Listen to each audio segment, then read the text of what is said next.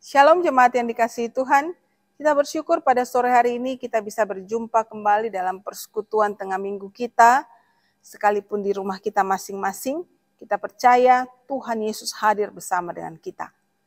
Saudara, kita bersyukur sebab hari demi hari dalam hidup kita itu adalah anugerah Tuhan. Karena itu mari kita mengingat anugerah Tuhan, memuji dan bersyukur sepanjang jalan anugerah.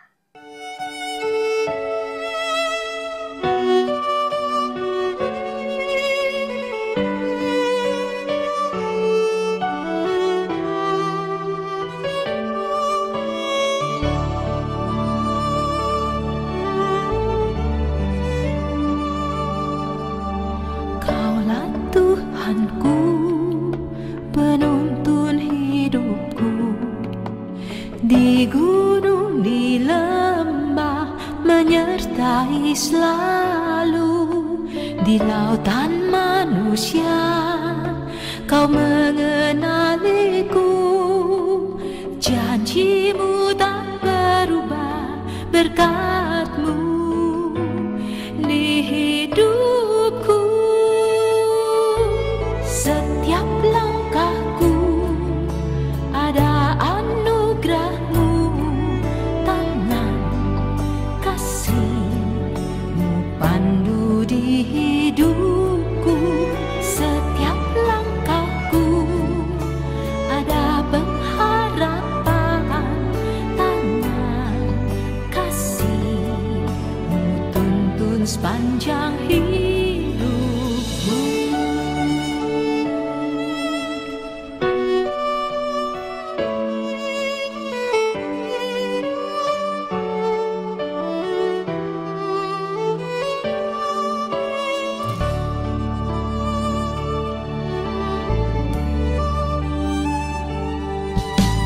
Kaulah Tuhanku, penuntun hidupku.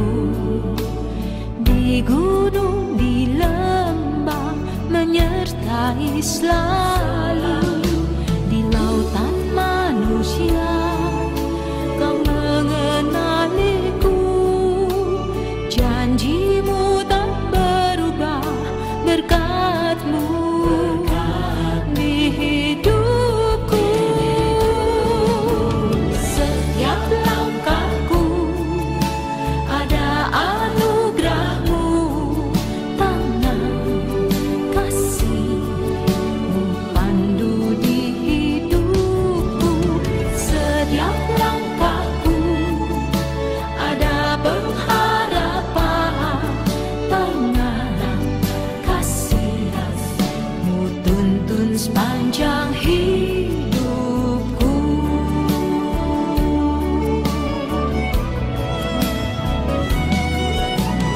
Kaulah Tuhanku, penuntun hidupku. Di gunung, di lembah, menyertai selalu. Di lautan manusia, kau mengenaliku. Janji-Mu tak berubah, berkat-Mu di hidupku. Setiap langkahku ada anugerah-Mu, tangan kasih-Mu pandu di hidupku. Setiap langkahku ada pengharapan, tangan kasih-Mu tuntun sepanjang hidupku. Setiap langkahku ada anugerah-Mu, tangan kasih-Mu pandu di hidupku. Setiap langkahku ada pengharapan, tangan kasih-Mu tuntun sepanjang hidupku. Setiap langkahku ada anugerah-Mu, tangan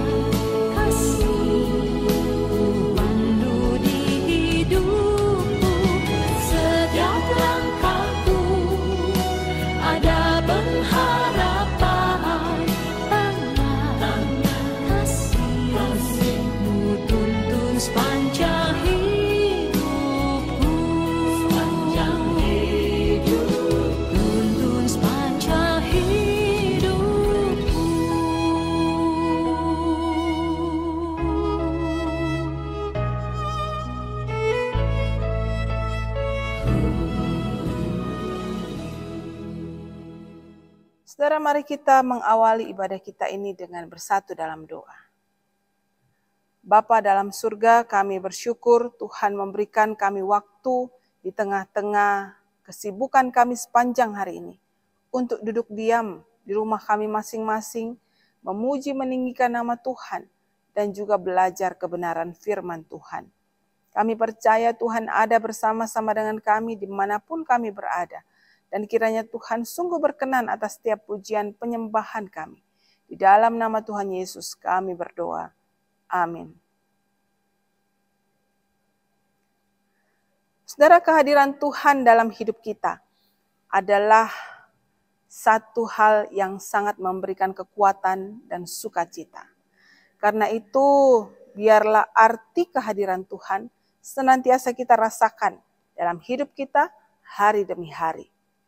Kita naikkan pujian ini bersama, arti kehadiran-Mu.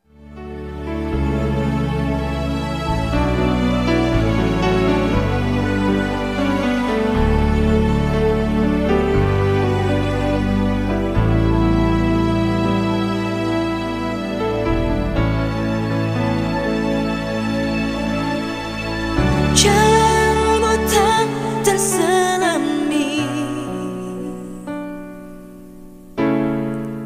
oleh setiap hati kami, namun satu hal ku percaya, ada rencana yang indah,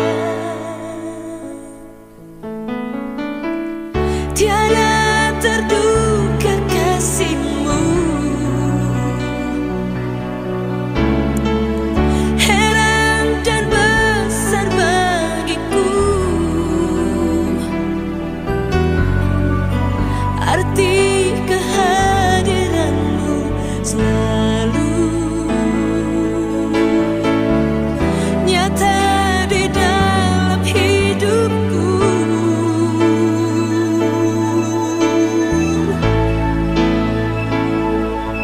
Penyertaan-Mu sempurna, rencana-Mu penuh damai, amanah-Mu sejahtera walau di tengah badai. Ingin ku selalu bersama, rasakan keindahan arti kehadiran-Mu,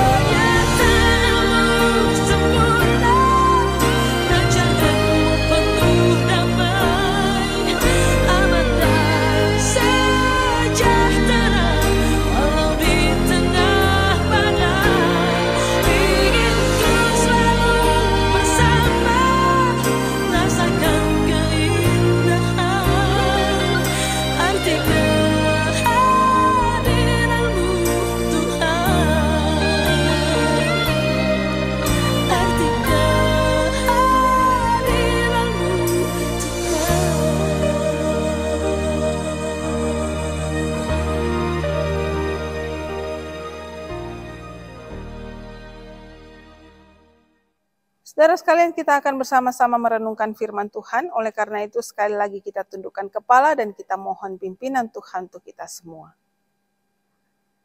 Bapa dalam surga, kami bersyukur juga pada sore hari ini kami ada kesempatan untuk membuka merenungkan firman Tuhan. Kiranya Tuhan sendiri yang memberikan kami hikmat untuk mengerti akan firman Tuhan yang begitu indah dalam hidup kami. Di dalam nama Tuhan Yesus kami berdoa. Amin. Jemaat sekalian, mari kita bersama-sama membuka bagian firman Tuhan yang akan menjadi perenungan kita pada malam hari ini. Dari 2 Timotius pasal yang keempat. 2 Timotius pasal yang keempat, ayat yang pertama hingga ayat yang kelima. 2 Timotius pasal 4 ayat 1 sampai dengan ayat yang kelima.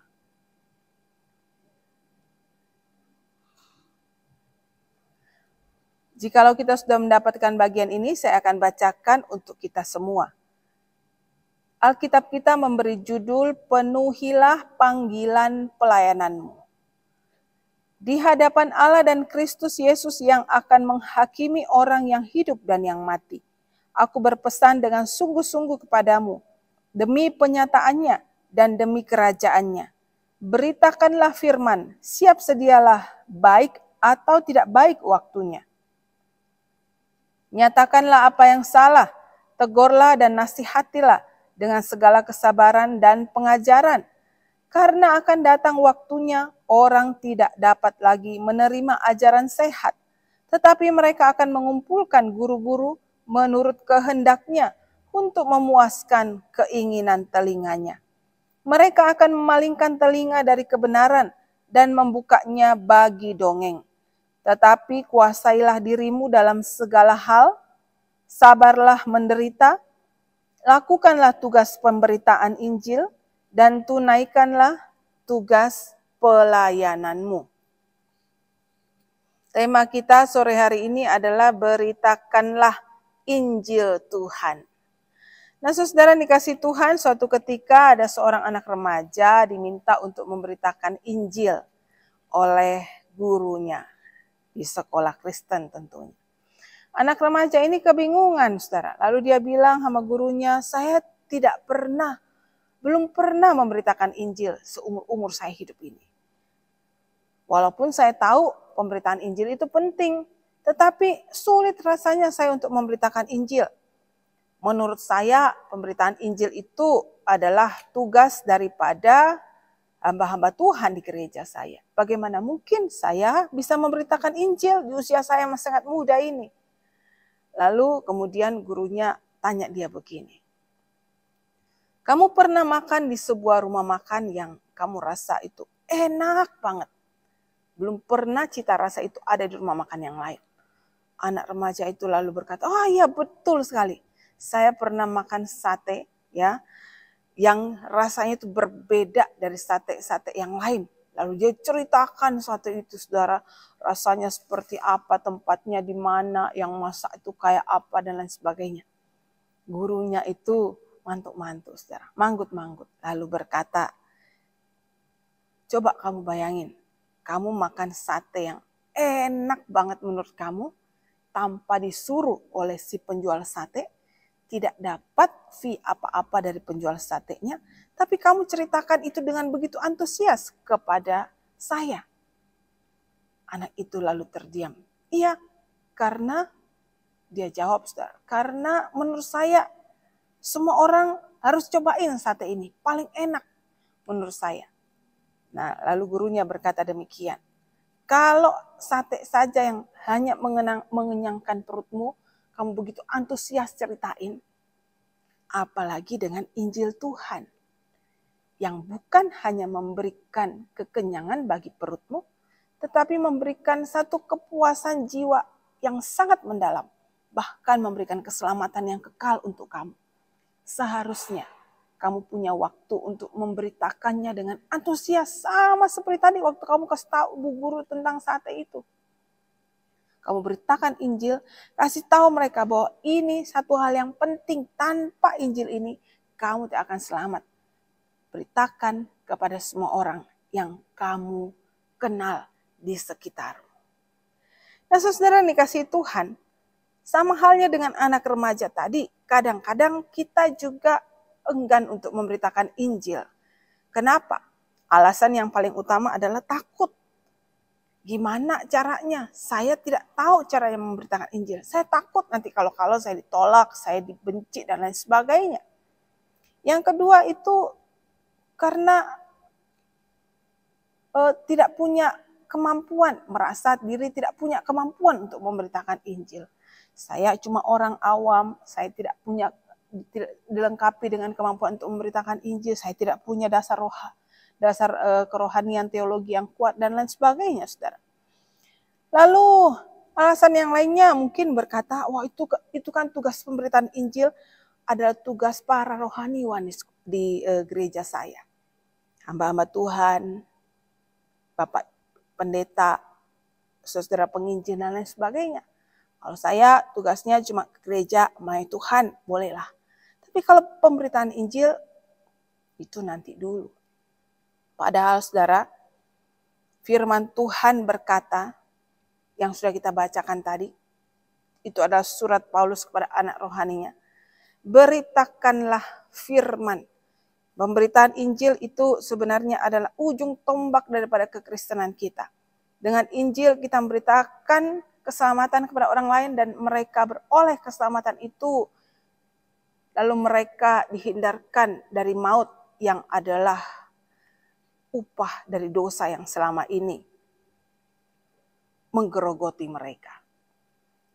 Nah, saudara dikasihi Tuhan, kalau pemberitaan itu sangat penting, lalu kemudian bagaimana caranya saya bisa memberitakan Injil kepada orang-orang di sekitar saya? Mengapa saya harus memberitakan Injil itu? Saya tahu firman Tuhan mengatakan beritakanlah firman, siap sedialah baik atau tidak baik waktunya, suka ataupun mungkin tidak suka. Kalau saya bahasakan kembali, kita harus beritakan Injil karena kita adalah orang-orang yang sudah menerima Injil itu. Di dalam tulisan Paulus ini saya mau membagikan 3 hal yang menjadi pesan Paulus bagi kita semua, yang menjadi pesan firman Tuhan ini bagi kita semua, supaya kita menjadi orang-orang yang giat tekun untuk memberitakan Injil. Yang pertama, bahwa Injil itu adalah kekuatan Allah yang menyelamatkan. Nah, saudara, ada satu pertanyaan yang kadang-kadang terbersit kalau disuruh memberitakan Injil. Kenapa harus beritakan Injil? Kenapa sih harus Injil? Saudara, jawabannya itu tertulis dalam Roma pasal 1 ayat 16. Dikatakan di dalam surat Roma pasal 1 ayat yang ke-16. Sebab aku mempunyai keyakinan yang kokoh dalam Injil. Karena Injil adalah kekuatan Allah yang menyelamatkan setiap orang yang percaya. Pertama-tama orang Yahudi tetapi juga orang Yunani.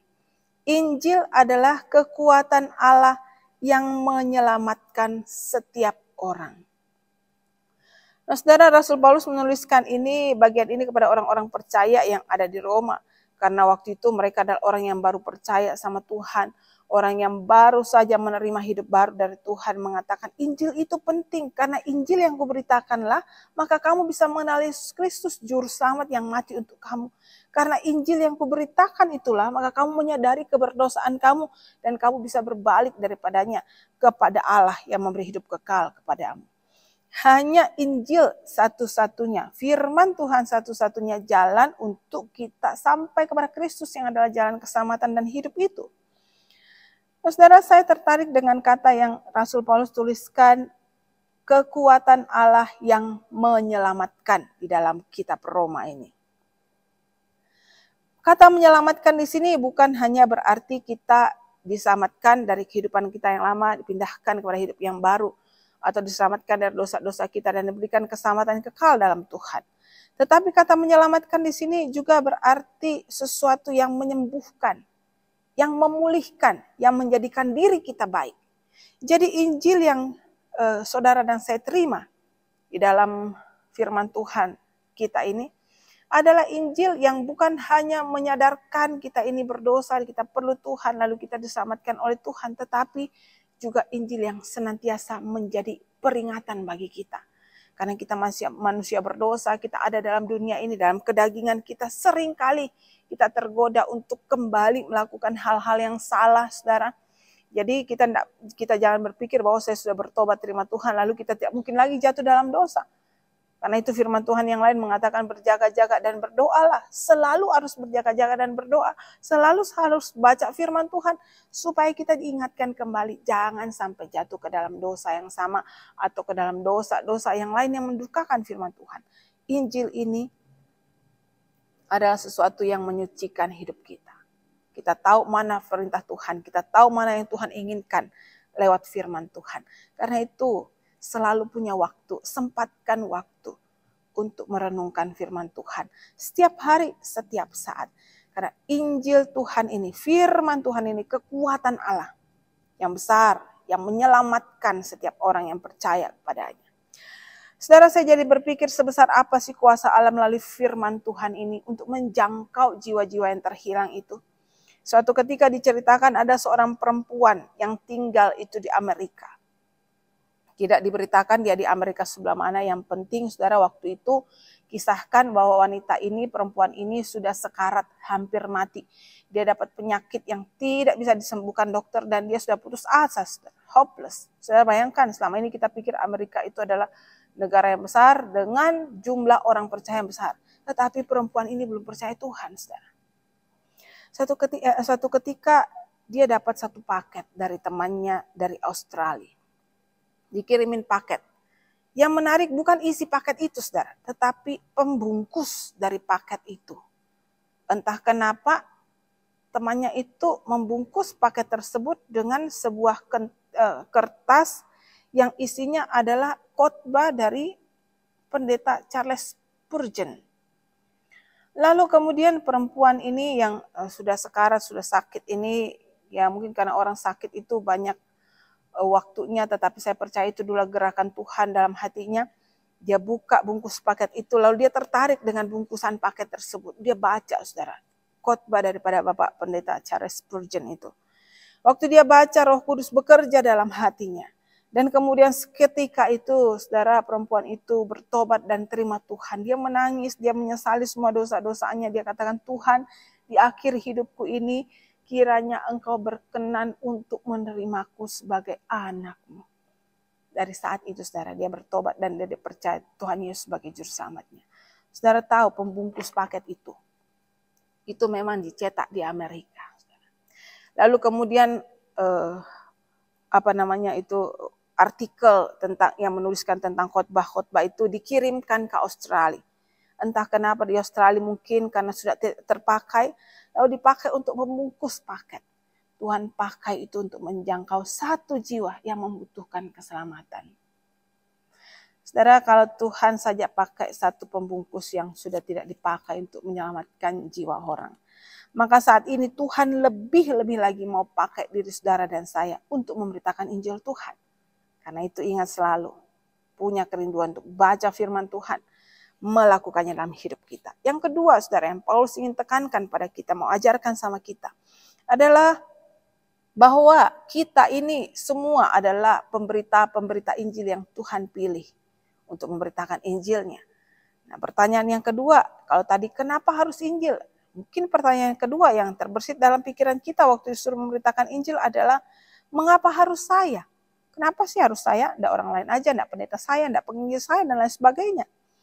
Dan saudara yang dikasih Tuhan, jawabannya adalah karena kita semua adalah orang-orang yang telah percaya melalui firman Tuhan, telah percaya kepada Injil Tuhan, dan merasakan kasih karunia Tuhan melalui firman Tuhan ini. Saudara, kalau kita baca konteks kembali kepada kitab Timotius tadi, surat 2 Timotius pasal 4 tadi. Di ayat 1 dikatakan di situ, di hadapan Allah dan Kristus Yesus yang akan menghakimi orang yang hidup dan yang mati, aku berpesan dengan sungguh-sungguh kepadamu demi penyataannya dan demi kerajaannya. Saudara, surat ini Rasul Paulus tuliskan kepada anak rohaninya, Timotius, saudara. Dan dituliskannya itu di usia yang sudah cukup lanjut. Dan bukan hanya cukup lanjut, dia dapat satu penyakit yang tidak bisa disembuhkan. Dan dia tahu bahwa ini adalah menjelang akhir daripada kehidupannya. Di akhir daripada hidupnya, satu-satunya menjadi kerinduan Paulus itu bukan hidup enak, menikmati hidupnya, ya, bisa menikmati waktu-waktu sisanya. Tetapi di akhir hidupnya pun Rasul Paulus tekankan satu pesan yang penting kepada anak rohaninya, Timotius, yaitu apa? Beritakan Injil. Tetap beritakan Injil. Kalau waktuku sudah habis, mungkin waktu kamu yang akan masih lebih panjang, gunakan waktu-waktu kamu itu untuk memberitakan Injil kepada lebih banyak orang.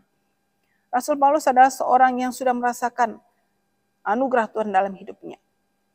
Tuhan menyatakan diri kepadanya secara khusus, lalu dia bertobat dan terima Tuhan. Dan anugerah yang diperolehnya itu dipakai sungguh-sungguh setiap hari, setiap saat memberitakan Injil kepada banyak orang. Karena itu dia juga berikan perintah ini kepada Timotius dan setiap kita yang hidup pada zaman ini. Beritakanlah Injil, siap sedialah, baik atau tidak baik waktunya. Kita tahu waktu kita membawa berita baik, Injil ini tidak semua orang punya respon yang baik. Karena itu dia katakan siap sedia. Baik atau tidak baik waktunya, baik atau tidak baik responnya. Tetapi kita harus tetap beritakan Injil. Karena kuasa Tuhanlah yang akan bekerja ketika kita memberitakan Injil kepada orang lain. Nah, saudara, Paulus memang seorang yang pemberani, pantang mundur. Memberitakan Injil sekalipun dirajam batu, ditolak, dianiaya, dan bahkan hampir mati karena pemberitaan Injilnya. Dia tetap maju memberitakan Injil. Tetapi berbeda dengan Timotius, saudara. Timotius seorang yang pemalu. Apalagi kalau saudara dan saya baca kelanjutan dari ayat 2 ini. Setelah siap sedia baik atau tidak baik waktunya. Paulus mengatakan seperti ini, saudara. Nyatakanlah apa yang salah, tegurlah dan nasihatilah dengan segala kesabaran dan pengajaran. Jadi Injil itu memang harus menyatakan kesalahan orang dengan kebenaran firman Tuhan dan membimbing orang di dalam kebenaran. Sulit, saudara, menyatakan kesalahan orang lain itu. Karena pasti nggak ada orang yang suka dinyatakan kesalahannya. Dibukakan kesalahannya, dibukakan dosanya. Dituduh bersalah aja nggak suka, saudara. Apalagi kalau dikatakan ini loh kesalahan. Kalau Paulus orangnya tak, saudara. Memberitakan Injil itu, kasih tahu kesalahan orang itu dengan tegas-tegas. Tetapi kalau orangnya melankolis seperti Timotius, pasti ini satu beban tersendiri buat dirinya. Tetapi Paulus katakan siap sedia dalam semua hal itu. Mau tidak mau, kita harus berani menyatakan kesalahan orang, membimbing mereka kembali pada kebenaran. Kalau kita mau taat dan setia, sekalipun kita tidak seberani Paulus, ya, tapi Tuhan akan mampukan saudara dan saya. Karena kita semua adalah orang-orang yang dipilih Tuhan untuk menjadi pemberita-pemberita Injil lewat kehidupan kita. Yang ketiga, saudara,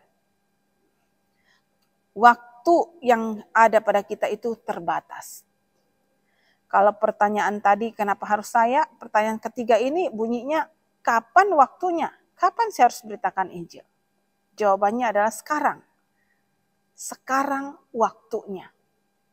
Kapanpun itu, dimanapun saudara, itu waktunya kita memberitakan Injil lewat kesaksian hidup kita. Nah, saudara, akan tiba waktunya bahwa Injil itu tidak dapat lagi kita beritakan. Karena di ayat 3 Paulus memberitakan seperti ini. Sekarang waktunya kau harus beritakan Injil karena akan datang waktunya di mana orang tidak dapat lagi menerima ajaran sehat. Tetapi mereka akan mengumpulkan guru-guru menurut kehendaknya untuk memuaskan keinginan telinganya. Mereka akan memalingkan telinganya dari kebenaran dan membukanya bagi dongeng. Sekarang waktunya. Setiap tarikan napas hidup kita, setiap hari yang Tuhan anugerahkan, itu waktunya kita beritakan Injil kepada orang-orang yang belum kenal Tuhan. Karena nanti akan tiba waktunya, kita mau beritakan sampai mulut kita berbusa-busa tentang Injil Tuhan, mereka akan tutup telinga mereka. Mereka lebih suka kepada ajaran-ajaran yang membenarkan kesalahan mereka. Mereka lebih suka kepada guru-guru yang menuruti kehendak mereka. Mereka lebih suka terhadap orang-orang yang sesuai dengan keinginan telinga mereka. Jadi saudara dan saya tidak usah heran kalau kita beritakan firman Tuhan, kita menyatakan kesalahan orang dengan tulus hati, bukan menyalah-nyalahkan, bukan memojokkan, tapi dengan tulus hati. Lalu kemudian mereka seakan-akan tutup telinga, memalingkan telinganya. Itu sudah dicatatkan dalam firman Tuhan. Tetapi kiranya hal ini tidak membuat kita undur dari misi kita untuk memberitakan firman Tuhan. Anak-anak kita, orang-orang yang ada di rumah kita, yang membantu kita, menolong kita, orang-orang yang ada di lingkungan pekerjaan kita, siapapun mereka. Mereka adalah orang-orang yang butuh Tuhan. Karena itu mari jadi saksi dalam hidup kita, mari memberitakan Injil Tuhan lewat teladan hidup kita, perkataan kita, dan mari memberitakan Injil kepada mereka. Kita berpacu dengan waktu, kalau bukan hari ini, besok mungkin terlambat, saudara. 1 Korintus 9 ayat 16, Paulus mengatakan, celakalah aku kalau tidak beritakan Injil. Kenapa? Karena mungkin saja besok itu orang yang ingin kuberitakan Injil sudah tidak ada di dunia ini. Satu ketika ada seorang misionaris, dia pergi ke pedalaman, saudara. Lalu di pedalaman itu diambil satu orang yang sudah percaya sama Tuhan, yang sudah dia injili untuk menjadi penerjemahnya. Hari itu mereka sedang berdiskusi untuk menerjemahkan satu bagian firman Tuhan. Lalu penerjemah ini ada di sampingnya. Lalu kemudian ruang kerja daripada misioneri itu ada sebuah jendela besar, dan jendela besar itu menghadap ke sebuah kuburan di pedalaman itu. Mereka ada di depan jendela itu pas menghadap ke kuburan yang ada di pedalaman, kuburan orang-orang yang ada di desa itu. Sambil menerjemahkan, si penerjemah ini memandang keluar ke arah kuburan tadi. Lalu kemudian misioneri ini sadar, si penerjemah ini kurang konsen. Dia katakan, kamu kenapa hari ini? Ya, kok sepertinya sedang ada banyak pikiran. Lalu penerjemah itu bilang begini, Pak Pendeta, Pak Penginjil, Injil itu sudah saya terima dan saya bersyukur saya beroleh keselamatan dari Tuhan. Tetapi benarkah hanya orang-orang yang menerima Injil saja yang diselamatkan? Kalau tidak, mereka tidak selamat. Lalu misioner ini berkata, iya benar, hanya mereka yang terima Injil Tuhan yang beroleh keselamatan. Lalu kemudian si penerjemah ini tertunduk, saudara. Sedih dia berkata, dia bilang, kenapa Bapak datangnya begitu terlambat? Coba Bapak pandang di sana. Sudah begitu banyak orang-orang di pedalaman kita yang meninggal tanpa memberitakan Injil. Seandainya Bapak datang lebih awal, pasti mereka tidak meninggal dalam sia-siaan. Pasti mereka sudah kenal Tuhan Yesus dan diselamatkan. Dan saudara dikasihi Tuhan, mari kita mengingat apa yang menjadi pesan Paulus ini. Kita ingat bahwa tanpa Injil Tuhan tidak ada keselamatan yang diterima oleh manusia. Karena itu waktunya sekarang dan kitalah pemberitanya, memberitakan Injil dimanapun dan kapanpun. Tuhan Yesus berkati.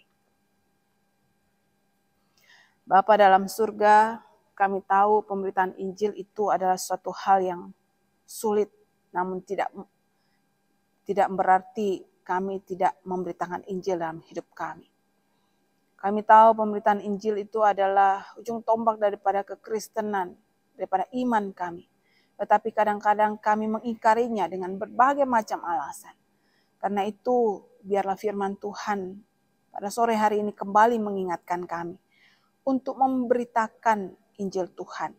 Untuk siap sedia baik atau tidak baik waktunya. Berikan kami kemampuan Tuhan. Berikan kami hati yang mau taat kepada Tuhan. Sehingga hidup kami ini senantiasa rindu untuk membawa mereka yang belum kenal Tuhan datang kepada Tuhan. Pakai setiap kami yang ada di rumah, yang menyaksikan tayangan ini, yang mendengarkan firman Tuhan. Untuk menjadi pemberita Injil Tuhan yang setia. Kami juga berdoa untuk saudara kami yang sedang lemah tubuh, yang sedang sakit. Tuhan kiranya yang memberikan kekuatan kepada mereka, pemulihan kepada mereka, memberikan penghiburan di dalam Tuhan bagi setiap saudara kami ini. Kami berdoa untuk para opa-oma kami yang ada di rumah, yang dalam kondisi tubuh tidak memungkinkan datang ke gereja. Kiranya Tuhan terus yang menjadi sahabat setia bagi mereka. Di dalam usia yang sudah lanjut, mereka tetap punya sukacita pengharapan kepada Tuhan. Kami juga berdoa Tuhan menyerahkan untuk gereja kami tempat ini. Berkatilah para hamba-hamba Tuhan, majelis aktivis, semua jemaat Tuhan, supaya punya satu misi yang jelas, bahwa hidup kami ini hanya untuk melayani Tuhan, memberitakan Injil Tuhan. Dan kami juga mengingat untuk kondisi bangsa dan negara kami yang masih dalam pemulihan pasca COVID, pasca pandemi. Kiranya Tuhan kasih hikmat bijaksana untuk para pemimpin-pemimpin negara kami, sehingga mereka bisa mengambil tindakan langkah-langkah yang baik untuk memulihkan bangsa ini dari keterpurukan ekonominya. Terpuji nama Tuhan. Ini doa kami yang kami akhiri di dalam nama Tuhan Yesus. Amin.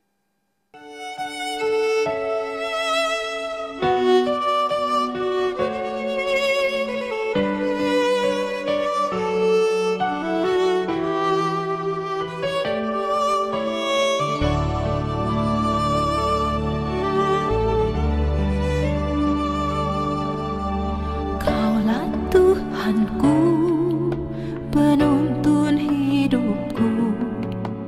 Di gunung, di lembah, menyertai selalu. Di lautan manusia, Kau mengenaliku. Janjimu tak berubah, berkat-Mu di hidupku. Setiap langkahku ada anugerah-Mu, tangan kasih-Mu pandu di hidupku. Setiap langkahku ada pengharapan, tangan kasih-Mu tuntun sepanjang hidupku.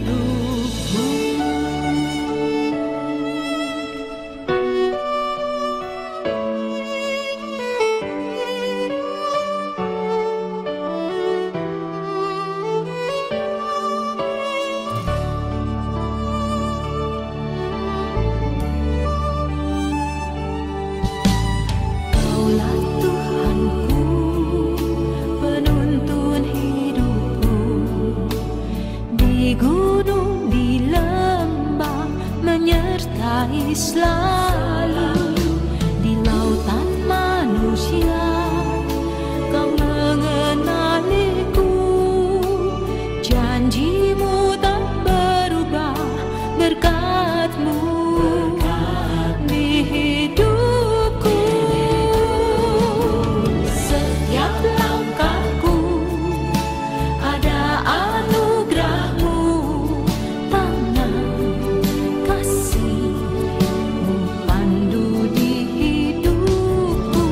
Setiap langkahku ada pengharapan, tangan kasih-Mu tuntun sepanjang hidupku.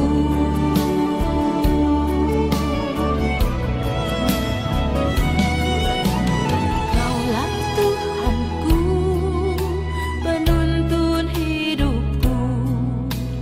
Di gunung, di lembah, menyertai selalu.